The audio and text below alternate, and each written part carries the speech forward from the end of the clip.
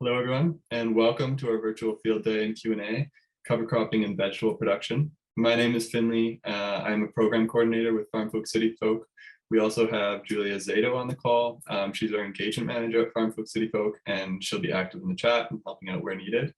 And we also have David, who is our BC Seed Security Program Manager. So he may be jumping in a little bit in the Q&A, but we'll see. It's great to see so many people on the call, and it was awesome to see all the interest in this event. So thanks for being here and joining us this evening. I'm really looking forward to it.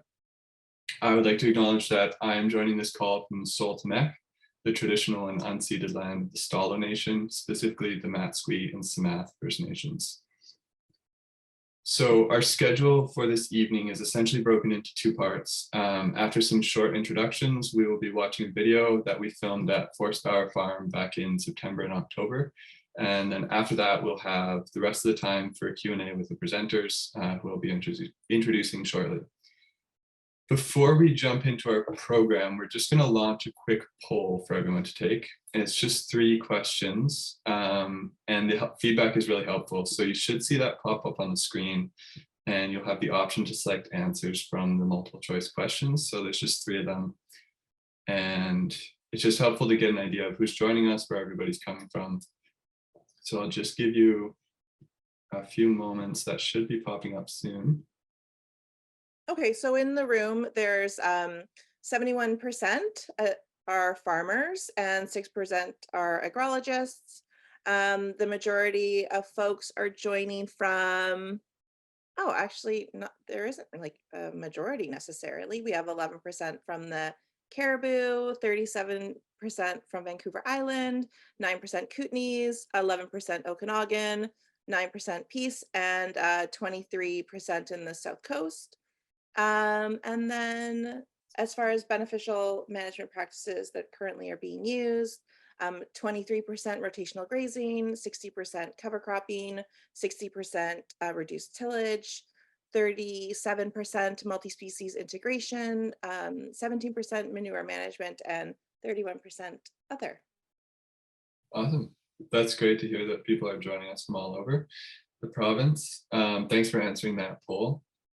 Okay, so I will do some quick introductions and then we'll play the video. So for those not already familiar with Forest Bower Family Natural Food Farm, it is a certified organic farm in Chilliwack, British Columbia. They farm using biodynamic principles and are certified through the Biodynamic Agricultural Society of BC and the BC Association for Regenerative Agriculture.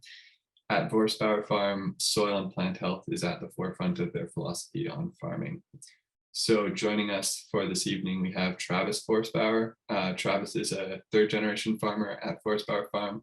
He farms alongside his wife and children, his father Hans, who's also joining us, his brother Niklaus and his family, sister Rosanna, and many other family members throughout the growing season. He's on the board of the BC Association for Regenerative Agriculture, the Pacific Agricultural Certification Society, and the Biodynamic Agricultural Society of BC.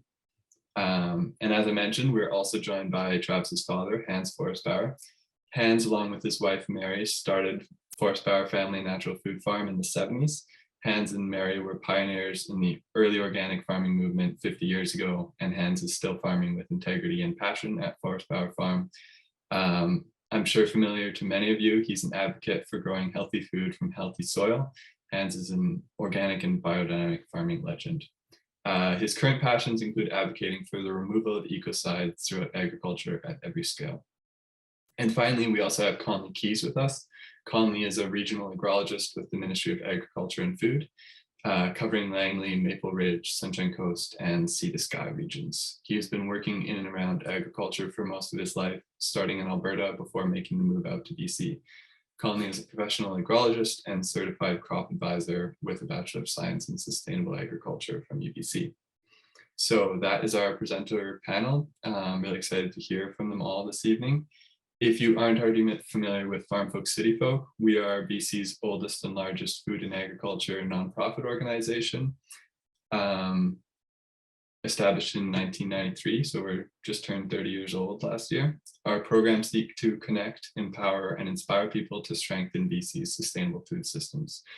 Our cover cropping events have which this is one of them, are part of our Climate Solutions program, which is our response to the massive potential that agricultural lands have to mitigate climate change through a variety of practices. Our programming aims to engage with various levels of government, implement climate-friendly policies, work with farmers across BC to identify effective climate change mitigation strategies, and empower British Columbians to make climate-friendly food choices.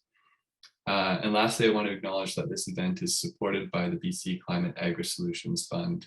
Funding for the BC Climate Agri-Solutions Fund has been provided by Agriculture and Agri-Food Canada through the Agricultural Climate Solutions On-Farm Climate Action Fund. And then just a few housekeeping notes before we get into the video. The video is just over 14 minutes long and we'll watch it all at once. So I encourage you to write down any questions as they come up, or you can type them in the chat. And then we'll get to those when we enter our Q&A period, which will be following that.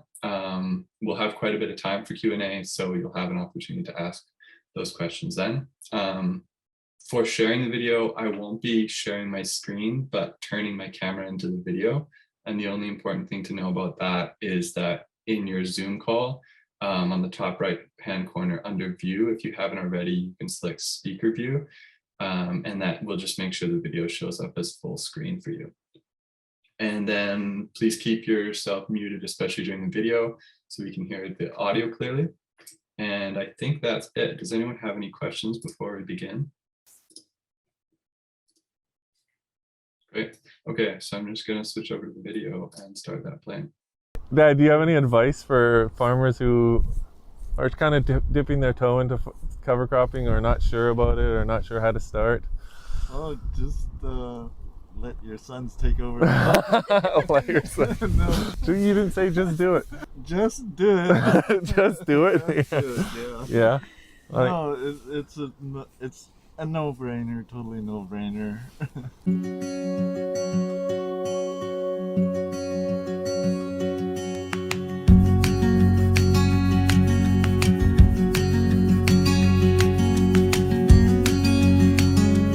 So, my name's Travis Forstbauer. This is my father, Hans Forstbauer, and we're here on Forstbauer Family Natural Food Farm in Chilliwack, BC, in the beautiful Fraser Valley, surrounded by these beautiful mountains. We are a diversified, certified organic and a biodynamic farm. Currently we're farming, or facilitating a farm, or stewarding, whatever you want to call it, probably stewarding about 110 acres of land. We have 100 where we own, and then there's another 10 that we lease. We have blueberries. We do a whole variety of vegetables. So we got carrots, beets, potatoes, like it's tons of different stuff, zucchini. And then we also have cattle, and that we have grazing.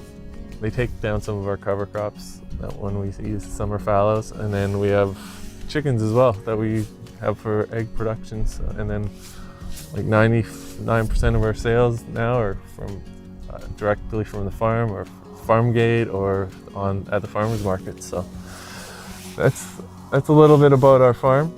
All right, Dad. So tell me about the farm. Okay. I'm Hans Forstbauer, and me and my wife, we started farming like a long time ago. In 74, basically, we bought our first farm, and we moved to 3 different farms, and yeah, we were there at the beginning of the pioneering organic movement. Mary did all the, what do you call it? PR, yeah, and advocacy, yeah, and yeah, we covered cropped. We grew, not intentionally, but unintentionally. Everything else got covered in weeds, and that's nature's way of cover cropping. And now they do it differently, and it's way more organized, and it really works. It's really important. I got goosebumps on my arms when I saw Elaine's in mid 90s saw her paper on soil and soil life and how it affects plants and whatnot. And I says, she's going to change the way agriculture is done. I never ever imagined that it would take that long as it did, right? It's pretty catching on really fast. And as far as getting rid of the chemicals, it's catching on really fast now too. And all the farmers around here, all their corn crops, they grow their corn right away as they seed cover crops right away. Yep. It's everybody does it. Farmers are, and now some of the really big farms are going totally organic, basically, because it works. So around us, people look at cover crops like in a different, they have a different perspective on cover crops than I think we do.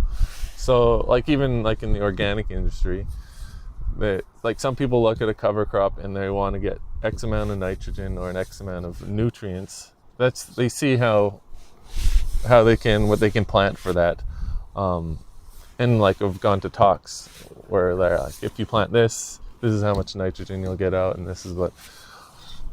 That's not the way we look at it at all. Like we're looking at, so first of all, to cover the soil, to keep it, so whether it's the summer or winter or fall or spring, we're covering the soil to protect it from the rain, protect it from the sun, and then secondly, I think we're underground. It's all the microorganisms that plants exudates. Plants actually facilitate different organisms.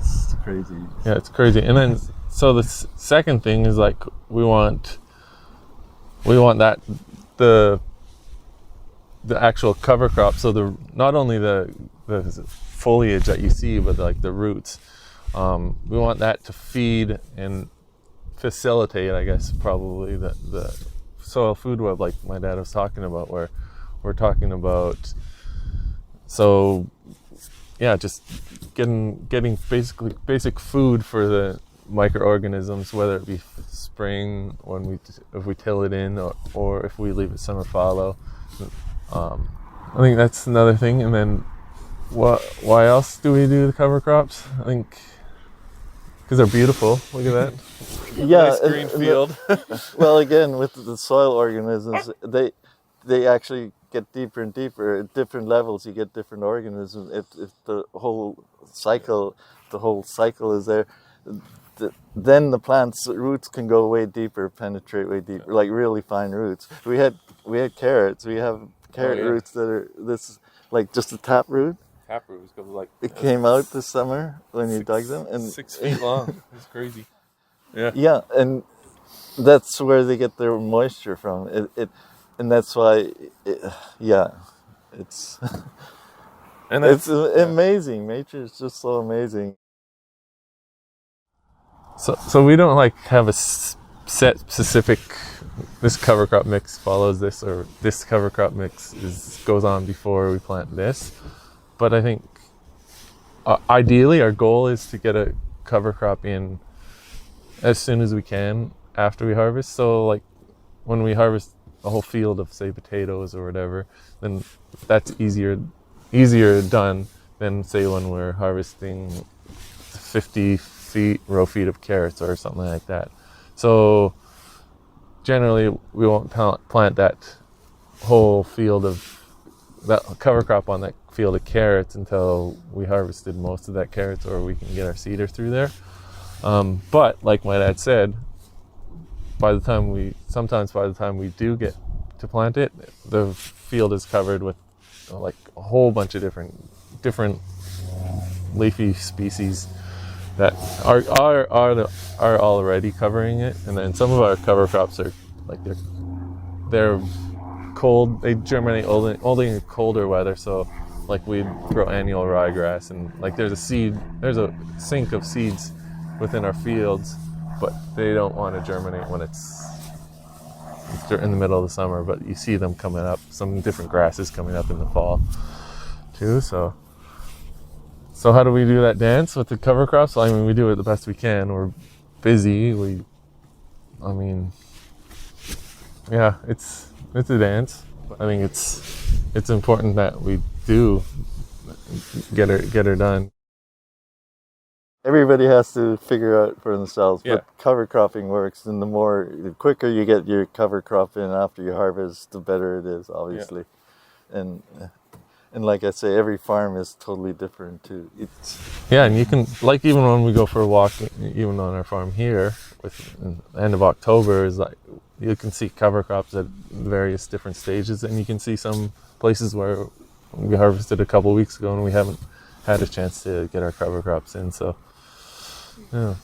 So I know, like, some people I talk to, like, early on, they talk about cover crops, and they basically using it as a catch crop too, to absorb those nutrients that maybe are left in the soil after your main crop is there. So they'll get the cover crop on and to suck up some of that nutrient so they don't leach away during the winter. So which I think, yeah. But other than that, we do it because it works.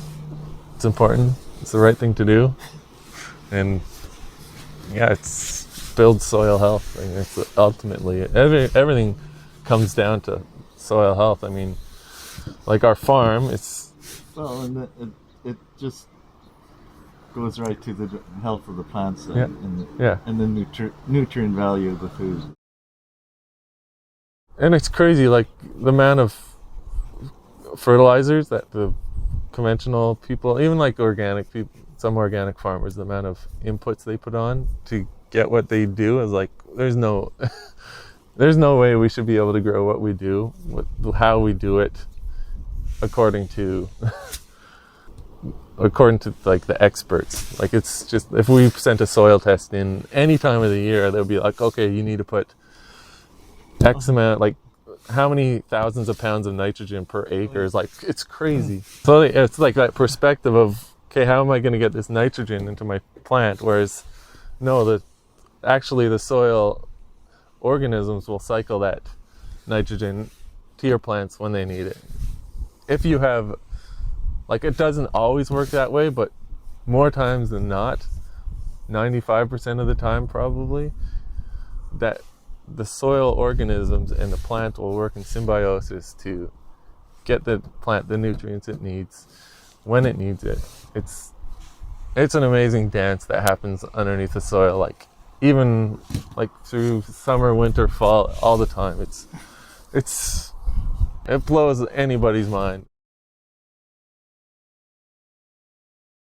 It was funny, like we had that flood here, how many years ago? 2 or 3 years ago?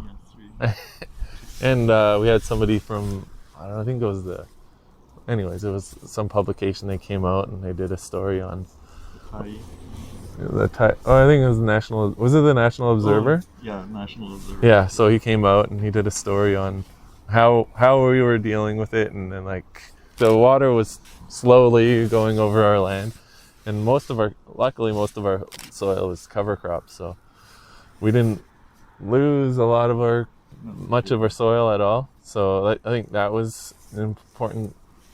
And then it was funny because Art Bomke from UBC, he read the article and he's like, we've known him for years. My parents knew him and then I went to UBC and I was in one of his classes, and he comes over and he's like, oh, can't believe it. You just taught me something. About cover crops and how they can save the soil in a flood. I was like, well, it makes sense because you want the structure that a cover crop gives with the root systems and the foliage and everything that just holds all your soil together during some of those more extreme climate events that we have been experiencing over the last few years. So don't overthink it. Don't think that you have to have the perfect mix. Don't think that you have to have the perfect timing. Don't think, because I think, like within agriculture and everything, life, we think that we have to strive for perfection, right?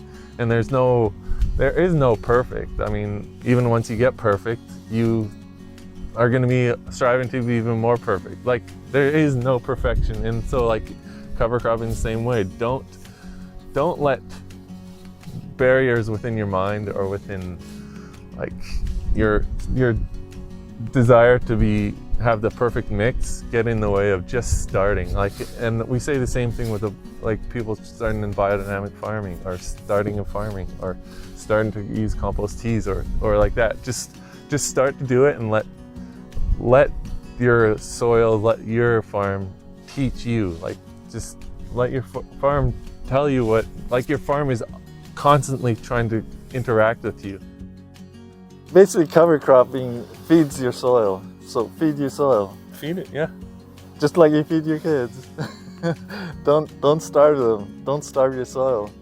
And it'll provide for you. The soil will provide for you if you feed it.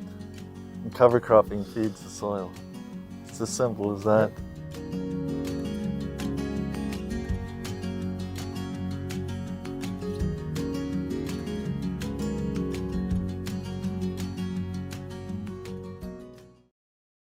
Awesome. It's great to see that video again. There's so much good wisdom in there from Hans and Travis.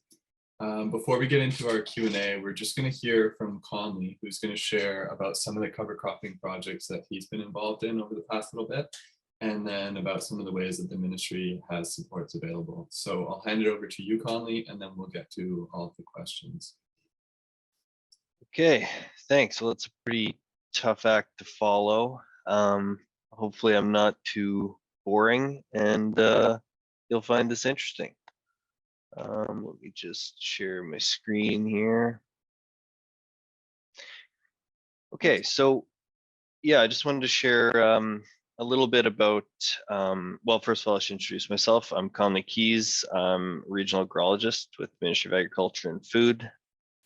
And not a cover cropping expert by any stretch, but we did put together a project for on-farm demonstration research, one of which was a cover cropping trial. So I just thought I would share a bit about that with you today. So first, I just want to start with what on-farm demonstration research is. So kind of like to define it in opposition of classic research, where classic research is very, rigid and hypothesis driven, and you need statistically significant results and all of this. Demonstration research is kind of taking something, a practice that's kind of been shown to be effective in that classic environment and doing it in a simplified on-farm environment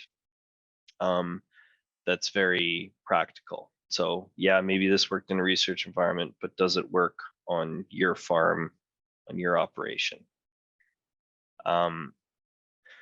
So it incorporates research elements to provide a bit of a structure, but it's very farmer directed. You can use resources you have on hand. And while with this project, we were supporting farmers to do it, the idea is that it can kind of be carried out independently by farmers. And this is essentially what, farmers are already doing this. Hans and Travis are already doing this. You try new things all the time. And this is just a kind of adds a bit of structure to that to help kind of sort out some of the subjective from the objective from the subjective. So this past year, we worked with 6 farms to do 6 different demonstration research projects. These were selected by the farmer. This was what what they wanted to do. And then we were just providing some pre-season planning support and data collection through the season, and then came up with a few resources. And this was funded by the Ministry of Agriculture and Food. And ES Crop Consult was a contractor we worked with. And the project I'm focusing on today, interseeding cover crops in broccoli to improve soil health, was done at Laughing Grow Organics in Pemberton. So a bit of background here. You've kind of heard this in the video, cover crops. Well, I guess I'll focus on the interseeding part here. So the idea with interseeding cover crops, it has the potential for weed suppression, repulsion of pests, and improved soil quality without affecting yield. So when you're interseeding, you're seeding the cover crop, while your cash crop is still growing. Here, the combination we have is broccoli interseeded with fall rye, winter peas, and winter vetch. Yeah, just wanting to see if we can get that cover crop started early so that by the fall, by the time you harvest, it's already established and you're kind of well on your way, which works especially well in a place like Pemberton that it has a little bit of a shorter shoulder season than say in the lower mainland.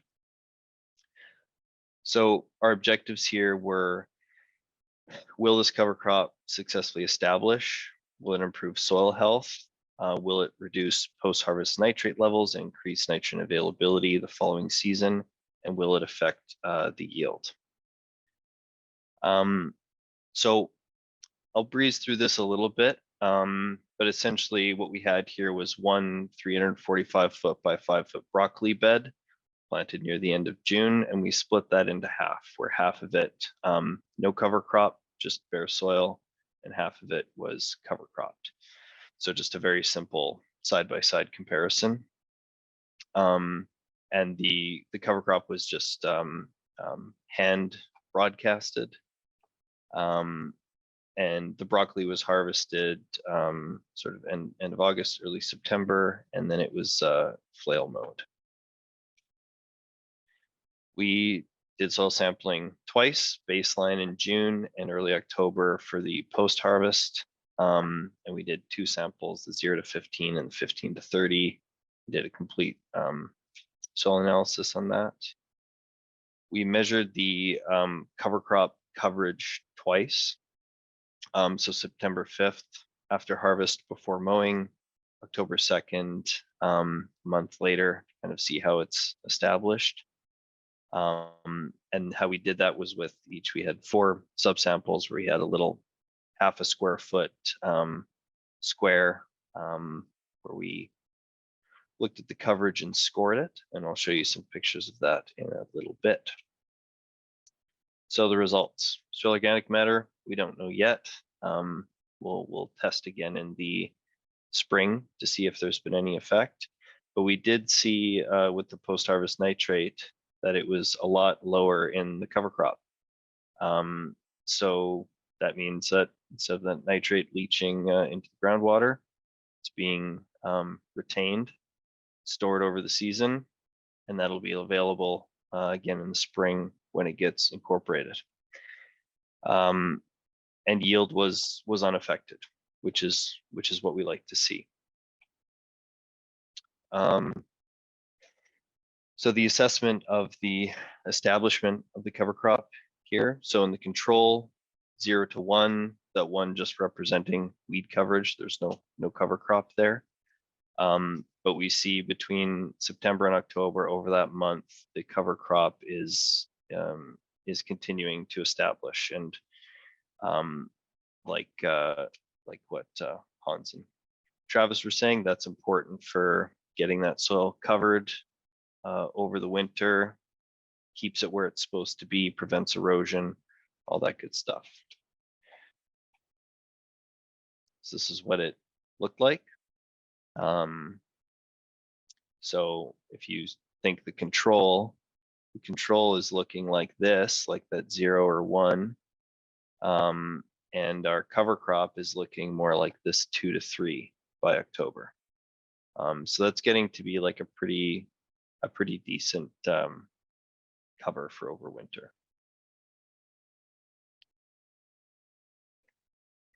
So some conclusions. It's pretty successful. The cover crop established when undersown with the broccoli. It did uptake that nitrate, and that'll be available next year when it's incorporated. Didn't affect the yield. And then the next steps are in the spring, we're going to go back, look at the soil organic matter and nitrate levels. And then, didn't mean to do that. And then we're hoping to do this over multiple years. So again, with demonstration research, we're not doing in-field replication, but we want to do this year over year to kind of build confidence in the results. So with that, if you are interested in on-farm demonstration research, want some resources, definitely get in touch. We produced a few materials through this. We have like a quick one-pager intro. We've got research manuals that give sort of a step-by-step overview of how you can actually do this trial if you're interested. And then some summaries of the results, which is essentially what I've gone through here. And then finally, just a little plug for Agri-Service BC. Sign up for the e-bulletin. That's how you find out about funding coming from the ministry. And we got a Facebook page now, so follow us on there too. And with that, thanks for having me. I don't know if we have time for questions, but again, yeah, feel free to reach out, and you can get my info from Finlay or Julia. Thanks. Awesome. Thanks, Conley. It's great to hear more about that on-farm demonstration research. And like Conley mentioned, feel free to reach out to us for his contact information. We'll also be sending out an email to everyone after the event, probably tomorrow. And so that will be, we'll have Conley's contact information in that, so you can reach out to him that way. But we also do have time for questions this evening, and that will be what we're going to start now. So we'll jump into the Q&A portion. I just want to note that we will try to keep this as interactive as possible. So we'll prioritize questions from folks who raise their hand on the Zoom call and ask questions that way. That being said, feel free to type the questions in the chat, and we will get to as many of those as we can. We also have lots of questions that many of you submitted beforehand through when you registered on Eventbrite. So we have those questions, and if there's time between questions being asked in the call, I'll pose those questions to Hans, Travis, and Conley. So without further ado, it looks like we have a question from Claire. So Claire, go ahead. Cool, thank you so much. Yeah, thanks to Hans and Travis and Conley for your presentations, like super interesting, and I've been taking notes. And I have some questions for Travis about cover cropping, like to support soil structure. So I was really interested in what you mentioned about the flooding, and Art Baumke's, you know, reaching out to you, and I know Art as well because I work at UBC as well. So I'm interested in cover cropping to support soil structure, and specifically mitigating too much water in the soil. If you've got like land that's really, really saturated in water, if you have any recommendations around that. I also have, I'm just gonna ask my 3 questions and then I'll shut up. So cover cropping in hoop houses and tunnels, wondering if you undertake any of that. And then tilling in or no-till. You didn't mention that in the video, and I know you're part of the regenerative ag, so I'm just curious about your approach to tilling and that kind of thing. Thanks so much. Well, thanks for the questions. First question was, what do you remember? There's so many questions. Oh, mitigating water. Sorry, Oh. too much water in the soil and Oh, the soil structure question. We'll soil structure. Yeah, thank you. Structure. So obviously soil structure doesn't start or finish at the cover crop level, right? Like we said in the video, it's like, and you talk to like most regenerative farmers, most biodynamic farmers, like it's a core principle of farming, of stewarding your land, is getting your soil covered, not just in the fall, not just in the winter, but in the summer. Because you think of all that, you think of the sun beaming down on your soil, and it's just killing your microorganisms and killing a lot of the life. So the structure comes from not only the roots, but the whole life soil food web that's there, right? And so as a farmer, as farmers here, our number one goal is to foster and to facilitate that soil food web and to keep it healthy. And so that starts, well, that's a continuously, but if you want to start, say seasonally, it starts like early in the season when we get a couple nice days strung together, and you know, it looks like, oh, I can go out in my field and get an early start when you go out there and it's still pretty wet.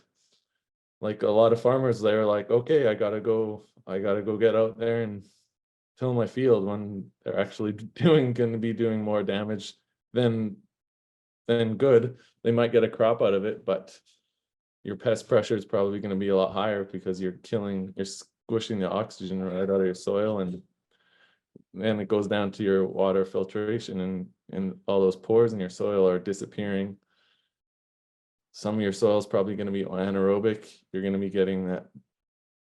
Depending on your tillage method, you'll be getting a hard pan, which is the anaerobic layer. That's the roots and the soil life doesn't want to penetrate. So that's basically what the live soil will do. The microorganisms will break up the soil, and the longer you have a healthy soil, the deeper the availability of the soil is, and the water just drains automatically, and the plants are healthier. And this can only take place if you don't use all the ecocides and pesticides that we put on our land, the chemical fertilizer. It kills more organisms than it does good.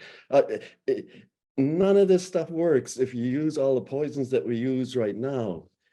We're just really, really crazy. We're in a crazy, crazy situation. And working with the soil and giving the soil the food to live, and it's the life cycles that gives the life to everything. okay, so does that answer your first question? And then like about your second question was about water. Can you just repeat that? Well, one of them was just like, are there cover crops to support land that has too much water saturation? But I think you've answered that. My second question was about cover cropping in hoop houses or tunnels. Oh, that's And right. then my third question was just about tilling in or not tilling in. So yeah, we try to get so hoop houses, we just use the same mix, like a fall rye, winter wheat, whatever seeds we can get in there, that same blend. Obviously with got to kill earlier. Well, what we do is we what do you call that thing machine again? A spader? Yeah, we use a spader. We go Yes. once over with the spader. Yeah, so And- tillage wise, that's your tillage question, and like regenerative agriculture. And I think like some of the regenerative agriculture, there's like kind of two different, or at least two different ways that people think of a regenerative agriculture. Some people think is like no-till is the only way to regenerate regenerative agriculture. But they also think that like killing off your cover crop with some sort of herbicide or whatever that's right. So that's kind of like a stream of no-till. We don't really do no-till. I still think we're a regenerative farm. We'll do minimum till. We'll go maybe two passes for seed bed, try to generally. I know like Elaine Ingham's has done a lot of research, and she advocates for like not necessarily a cover crop, but a cover plants where they're all the time. So we haven't done that at all. I think she has like a database of different places in the states that use cover plants, and so they'll go and plant whatever they have in there.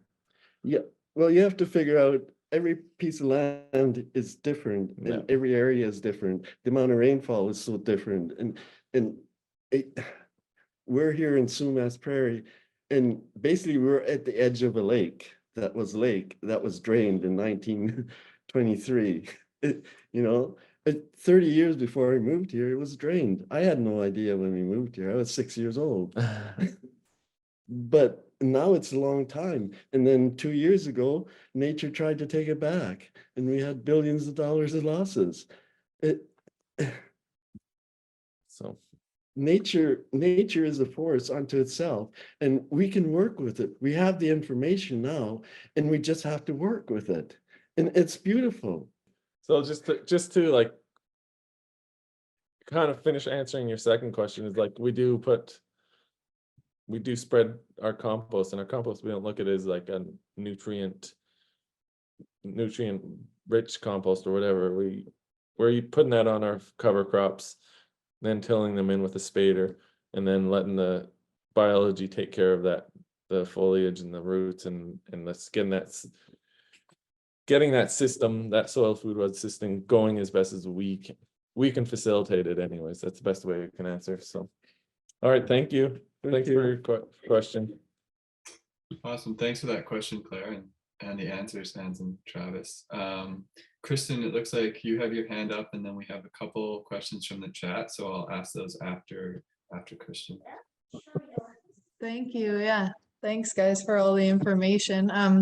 Just wanted to ask a question specifically about my situation where we're new to this piece of property and we want to build a garden area where it's like super clay soil, like to the point where it's like gray. There's like very little organic matter. Like the good thing is it will retain moisture, so things can grow better than sand and all the moisture totally falling away. But just any suggestions on where to start with that? And also, like, no till is great, but maybe with that type of situation, it is better to till initially to get some more. Yeah, you answer the question, not me.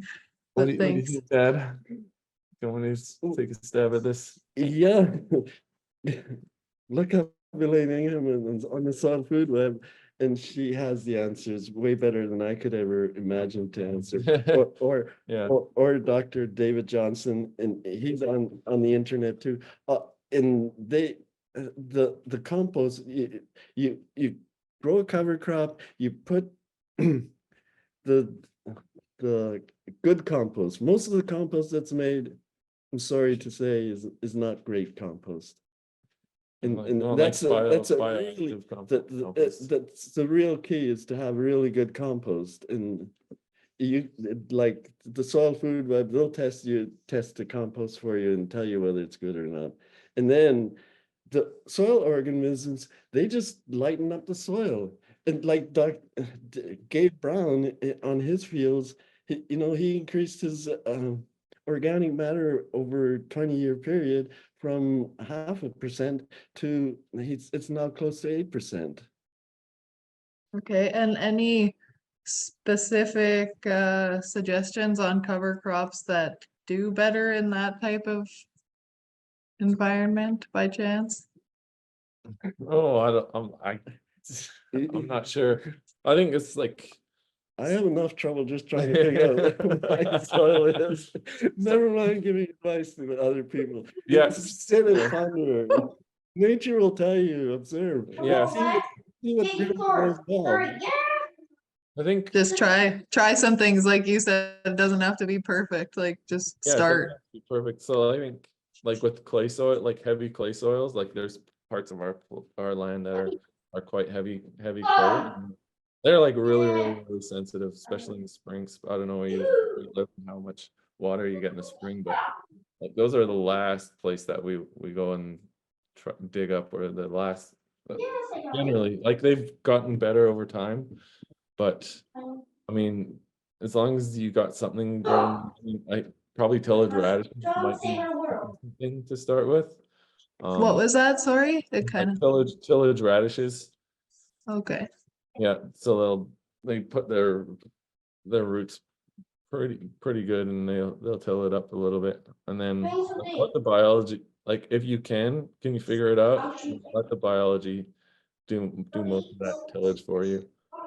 So I mean, it's pretty vague answer, but like there's a lot of information, good information out there from like some of the people that my dad had mentioned, like Elaine Ingham. For sure, I wrote them down. That's great. I don't want to. David Johnson. There's John Kemp. And John Kemp. I don't know if you know John, if you've heard of John Kemp. He has like a regenerative agriculture podcast. He's brilliant. So, and he's also so there's a few, and then you can reach out to us if you want to. We're pretty easy to find. Thank you. Appreciate it. Awesome, thanks. And it looks like Aaron raised your hand. So Aaron, go ahead. Hey guys, thanks. Can you hear me okay? Yeah, we're good. Okay. What's your source for your seeds? And since you're organic, do you have to be certified seeds for your cover crop? So we get sourced. Some of our cover crop seeds are sourced not organic. We recently got a. What's going on with this? There we go. I just muted you, Aaron, just because I think there's some feedback happening. So I think it should be fixed now. Okay, we're good. I think so. So sometimes we get some cover crop seed. We've gotten them from Fieldstone Organics before. If we got a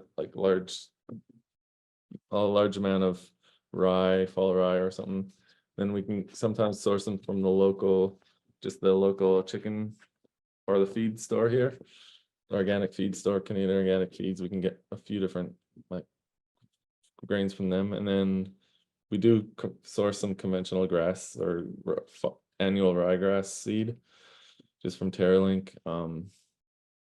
It's like you gotta just communicate with your certifier, just understand the rules of what you're allowed to do, and then we also grow. Last year we started growing our own cover crop seed with we got a combine, so that's pretty cool, pretty fun toy. You're muted. Do you don't need certified seed to be like weed free, or do you not worry about that so much? No. I don't worry about that too much. I mean, we got a pretty big weed bank, and then the thing with if you have good biology, if you can get the biology in your soil right, and there's like a ton of people who say this on this, so it's not me, that a lot of those weeds will they won't grow. I mean, right? So I don't worry about certified weed free. I mean, okay. Third question is about wireworms and the sort of, and potentially even trapping things like flea beetles, if you could do like a cover crop as a trap. we haven't really done any trap crops or whatever. I mean, it's We always find that the better our soil life is, the better the crops do. Yeah, it's all surrounded about soil health, and that's holistic, the whole ecosystem. And like, I'm not saying sometimes like I said in the video, sometimes it's a disaster, but sometimes, most of the time it works. So you've been farming this land for quite a while, it sounds like. I'm still new in farming my land, so there's still, millions of wireworms per acre because I'm taking over a hayfield, so I'm still battling those. But the more you till it, the less those are a problem. And then, so my question was about like, potentially how long you take until you can grow after you've incorporated the crop. Like, what's your wait period between tillage and planting? And do you do any winter kill, things like barley that can naturally die off, and then you don't have to worry about tilling it in the spring? Well, we got lots of winter kill this year with that cold snap. But grass flood is 2 feet high. But Cover crop. we haven't like specifically done a winter kill cover crop. It'd be kind of neat to do, but sometimes we don't even get a hard winter here. So sometimes it's like we have barley in our mix just for like the fall and sometimes in the summer, and sometimes that even survives through the winter. But it'd be interesting to do. Not saying we're not going to do it, but we have not done it. So I think, and then we've been farming most of our land here for 35 years. And then, but we also have some leased land that we've been on for 5 or 6 years. And so, and like one part of it, that they put a pipeline under it like a couple of years before we started leasing it. So it's been interesting to see how the soil's been gradually building and gradually getting more healthier. So but thanks for the questions. Any other ones? Are you good? I think he's good. Yeah, thanks, Aaron. We do have a couple questions from the chat, so maybe this would be a good time to bring those up. We had Megan ask a little while ago if you have suggestions specifically for cover crops that terminate easily, and then she added for a newbie. So Megan, feel free to jump in if you want to provide any more context, but do you have any thoughts on that? What do you think? Cover crops that terminate easily? I mean, it's, Well, yeah. yeah, well, barley, if you see Yeah. it in the fall, early fall or whatnot, it basically will freeze out with a light frost. Yeah, And so it's if you can get them in early, if you have that opportunity, you can do some less winter hardy stuff. As far as like terminating, we find like the annual ryegrass, since it doesn't get really, like in the spring, it just keeps growing foliage, more and more foliage, and then it's decently easy to terminate, rather than like sometimes if our fields are too wet, sometimes our fall rye or winter wheat will go into start seeding out. So then it gets tricky. But I don't know. So just experiment, just do like the agrologist does, and do like little strips of different stuff and see what works best for you. I think seed is depending on where you are, but you can get most seeds, some more expensive than others, but Awesome. Thanks for that. We also had another question come in from Kayla, and she was wondering about the effectiveness of using a crimped cover crop for weed control, and specifically in the context of growing peas. so crimped we've never have done crimping. I'm intrigued by it. I would like to try it one day, but so I can't really answer to what we do. I know like if you're listening, then like one guy in the States, his name's Rick Clark. Yeah, Rick Clark. He is a no-till guy in the States, and he does a lot of that, and he's had really good success with crimping. I mean, he does it on a large scale with a whole bunch of different grains. He probably has peas in his mix too, but really interesting. If you have a chance there's a whole bunch of different webinars that he's been on. He was on John Kemp's podcast too, or webinar podcast. So I think it's Rick Clark. It's either Rick Clark or Tim Clark, but I'm pretty sure it's Rick. Great. Hopefully that answered your question, Kayla, and provided some, if you go to Rick or Tim Clark, whoever it is, you can find some more information that way. Are there any other questions from people here and want to raise their hand? Otherwise, I'll start going through some of these questions that you submitted beforehand. In the questions submitted beforehand, there were a lot of things came up around timing and techniques for integrating cover crops with tight crop plans when bed space is at a premium. And you touched on it in the video, and it's come up a little bit, but I wonder if you could go into a little bit more detail about timing, how to navigate that either when to establish in the fall or whenever you're planting your cover crop. I know that's vague, but if that gives you enough to go off of, then otherwise we can go into some more specific questions. Timing is like, for us, timing is whenever we can get it in. Sometimes it's like, sometimes it was like last year, some is even November when we're harvesting. Generally, like with some lighter stuff, we'll try to get some faster, more winter hardy grains in, along with a little bit of annual grasses. I mean, it's tough, like it's without knowing the specific situation, but the best thing is to get your soil covered somehow. And if you can't get it covered with the cover crop, then depending on the scale you are, then a mulch is better than nothing. Even a mulch with a little bit of even just a little bit of fall rye, because you can terminate that pretty easy in the spring before it starts to go into that seeding stage.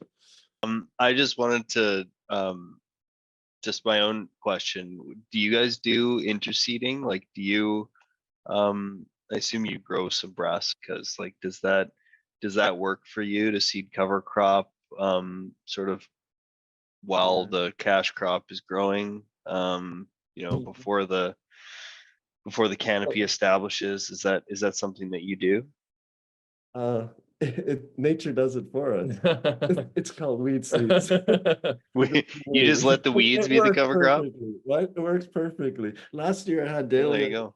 that were this high, right? And the weeds were this high. And I went through and hand weeded, the weeds this high and just left the weeds in the row. And the dahlias took up the rest of the space. The whole canopy was all dahlias. And it's the same, works the same way with our carrots. We and it's food for the soil. I mean, at one point farmers used to take all the weeds out and put them in the pile out of the row. Well, no, we never ever do that. We always leave all the weeds in the row. Like, you shake the roots so there's no soil on them and they just dry up. It's a matter of timing.